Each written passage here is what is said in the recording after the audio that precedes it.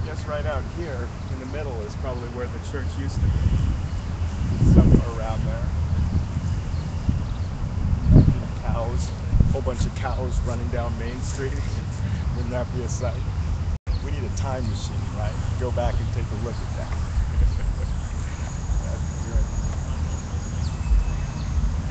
So up here we've got Randy and a bunch of the people that are starting to gather to talk about the issues with the powwow. We're going to go take a look. Come on.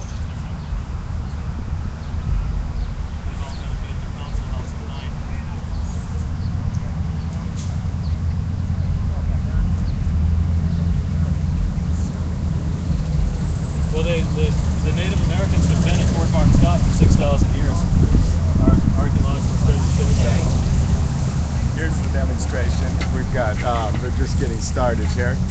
We got Stop the Former Texas Rangers. Thank you. So welcome to Comanche Nation. How you doing? Howdy.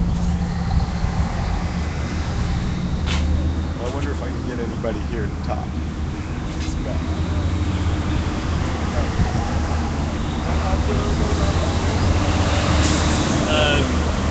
Sure, hold on a second. I might be having another talk over here. Okay. Tell the chief of police we're coming back to talk to us again. Yeah, he's there. I already talked to him for about half an hour. This is all live on the internet right now. It's all being recorded. Okay. So I just want to let you know that's what it is.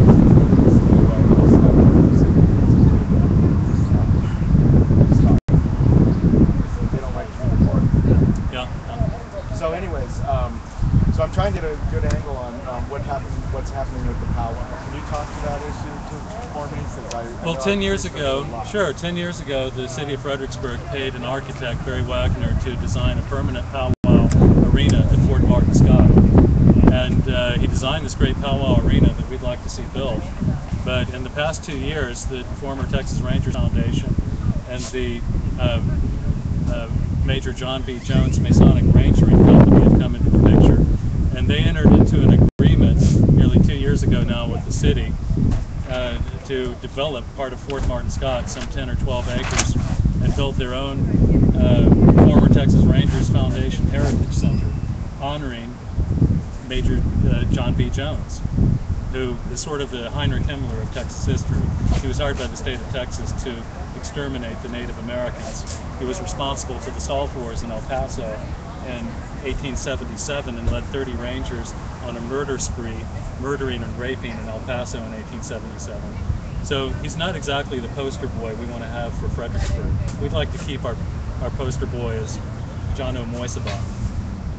And Moisebach, along with other officers at the Verein zum Schutze deutscher Einwanderer in Texas, or the Society for the Protection of German Immigrants in Texas, often called just the German Immigration Company. Moisebach was a diplomat from this group of German noblemen, an organization. This German Immigration Company was led by Karl Emich von Leiningen, Queen Victoria's brother. At the same time, as the Germans were invading Texas with tens of thousands of settlers through this immigration company, the United States had its entire army down in Mexico fighting a war to conquer the American Southwest. While they were doing that, England and these German leaders had their eye on the American Southwest also, and were actually actively settling Germany. And just months after this German immigration company signed a treaty with the Comanche Nation, which is still honored today by the people of Fredericksburg and by the Comanche Nation. There's a bronze monument to Moisebach and Comanche Chief Buffalo Hump and Santana right over here on our market square, memorializing that event, this treaty that we still honor. Well, now the Texas Rangers come into the picture, and they don't want us to honor that treaty. They want to build their Major John B. Jones Museum right on top of the site where we had planned to build the powwow arena. Last year they stopped the Comanches from having their powwow at Fort Martin Scott, which is inside of the National Registry of Historic Places. This fort belongs to everyone. It's so a how federal did that fort. get stopped last year? Well, last year they convinced the city officials who support them to tell us that we needed to take our Comanche powwow somewhere else. And we managed in the last minute to move the powwow across Barones Creek on property which also belonged to Fort Martin Scott in the past, 80 acres which still belong to the city of Fredericksburg, behind the Hill Country University Center, run by Texas Tech and Austin Community College. We moved the powwow over there last year at great expense to the city and taxpayers. It wasn't our idea, but the mayor allowed that to happen and paid for it. And we had the powwow last year back there. But we went in 2011. But this year, we've been working all year long to put the powwow back to Fredericksburg.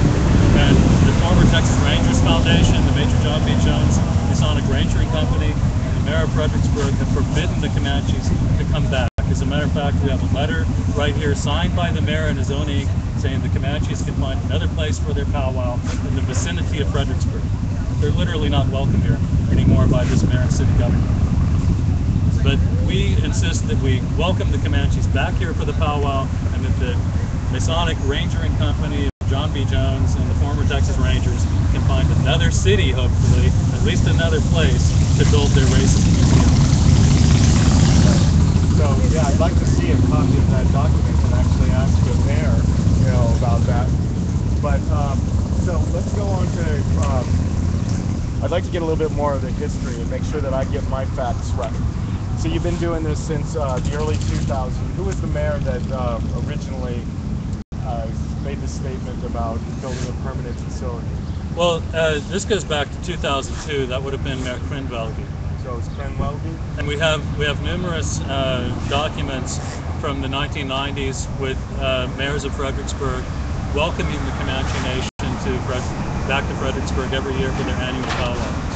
And they've always been welcome here, as you can see with the monuments here in bronze commemorating the Treaty of 1847. So before it was moved to Fredericksburg, the powwow, because you moved it to the Fort Martin Scott after Stanton speaks, that's where she was born. I forget her native name. Yes, this particular powwow is a family powwow, but it is. We have a letter from the leaders of the Comanche Nation, all of their business committee members, supporting our Fort Martin Scott Museum Association and the construction of this permanent powwow arena to welcome the Comanches back every year. And Charlotte and Larry McCurtain are the leaders of the Chapapiti Quasi-Cheeky family powwow, which comes back here every year in order to honor this treaty. And they've been told by the city government that they can't come back here anymore, anywhere in Fredericksburg, to have their powwow, to honor the Treaty of 1847. So this is upsetting to the entire Comanche Nation, especially to the Chapapiti Quasi-Cheeky powwow, and to everyone in Fredericksburg. This is the first time I've actually heard that they were told don't come to Fredericksburg. That's fascinating. There's a letter from the mayor right here. You want to get a shot of this for me? This is going to be really good. You live streamers, you won't be able to get this, but you got some of it? Okay, great. Let's have a go.